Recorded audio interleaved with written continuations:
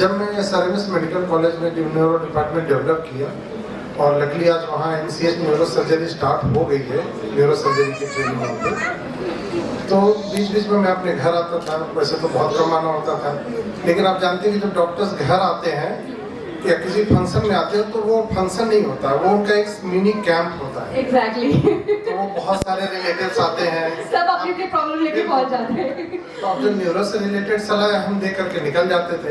बाद में अगली बार जब मिलते थे तो बताते थे कि भाई ये चीज़ के लिए हमें लखनऊ जाना पड़ा, दिल्ली जाना पड़ा। तो फिर हमें लगा कि जब ये चीज़ें के लिए हमारे क्षेत्र के लोगों को भटकना पड़ रहा है तो मुझे चलना चाहिए। फिर मैंने वहाँ से पूरा न्यूरो डिपार्टमेंट जो सेटअप किया था वो छोड़ के फिर मैं यहाँ वापस आया। इसका फायदा ये हुआ कि यहाँ पे जैसे मैंने काफ़ी सारी सर्जरी जो है स्टार्ट की। अब इसका फायदा मरीजों को हुआ, लेकिन मुझे भी हुआ। मुझे क्या हुआ कि neuro surgery as a whole काफ़ी सारी चीज़ें उसमें इंक्लूडेड होती है। आम जनता जानती है कि ब्रेन की सर्जरी न्यूरो सर्जरी नहीं, ब्रेन के साथ स्पाइन की, नर्व्स की सर्जरी, इंडोवास्कुलर सर्जरी।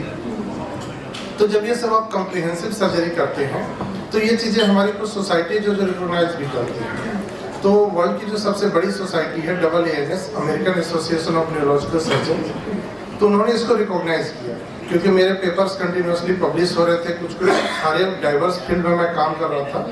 तो इसके लिए उन्होंने मुझे इंटरनेशनल फेलोशिप से नवाजा है।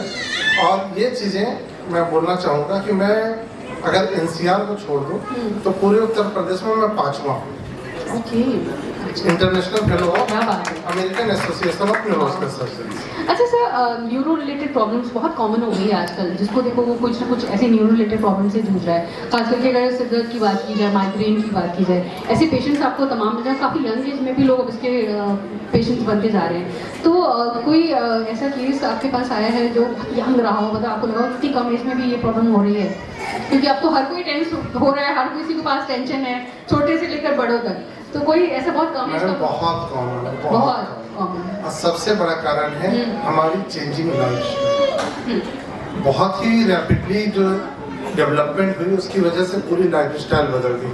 आप ध्यान करेंगे कि पहले के ज़माने और अभी के ज़माने में 10 साल में काफ़ी चेंजेस आ गए regarding technology in every field. तो इसके साइड इफेक्ट भी हुए हैं, कई सारी चीज़ें साइड इफेक्ट। स्पाइन में खास करके स्पाइन के पेशेंट्स इतने बढ़ गए हैं।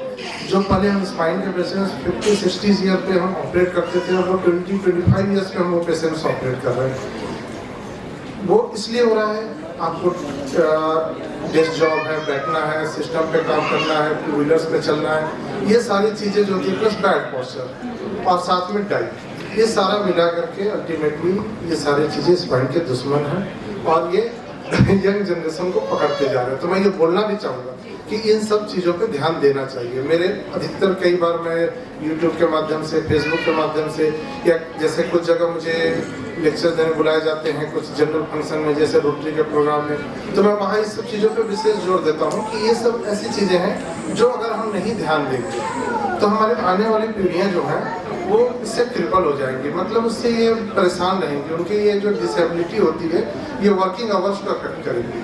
मतलब उनके कामकाजी जीवन जो होता है 25 to 45, इसके बीच में वो आधे समय पेन से ही परेशान रहेंगे, तो फिर वो अपना 100% नहीं दे पाएंगे। तो इससे केवल हमारा ही नहीं, मतलब हमारा कोई समाज ही नहीं, देश दुनिया हर चीज़ को नुकसान होगा।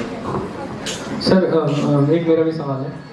आप विदेश पढ़ने गए, आप बता रहे थे, तो विदेश जाने के बाद ऐसा हुआ भी थोड़ा एंजॉय कर लेते हैं, डॉक्टर तो बन ही जाएंगे, कुछ एंजॉय किया आपने? सर बताइएगा सर। अब आपकी फैमिली है, डॉक्टर्स फ्रेटर्निटी है, आप बता सकते हैं एंजॉय किया आपने कि नहीं अच्छे से? मैं बता रहा हूँ कि जब मैं यूरोप गया था जी, तो मेरे प्रोफेसर्स ने कहा जी मैं टीटोटलर हूँ, मैं ड्रिंक नहीं करता। अच्छा। तो ये चीज़ें इंडिया में भी बहुत कॉमन है कि डॉक्टर्स बहुत सारे ड्रिंक करके स्मोक करते हैं। तो मुझे लगता था शायद वहाँ ना करते हो, तो वहाँ की भी पार्टी है, तो वहाँ पे उन्होंने बोला कि तुम डॉक्टर कैसे बन गए? मतलब अगर ऐसा नहीं करते तो आप डॉक्टर नहीं बन सकते उनके हिसाब से। I can understand. Thank you so much sir, एक बार जोरदार तालियां सर के लिए।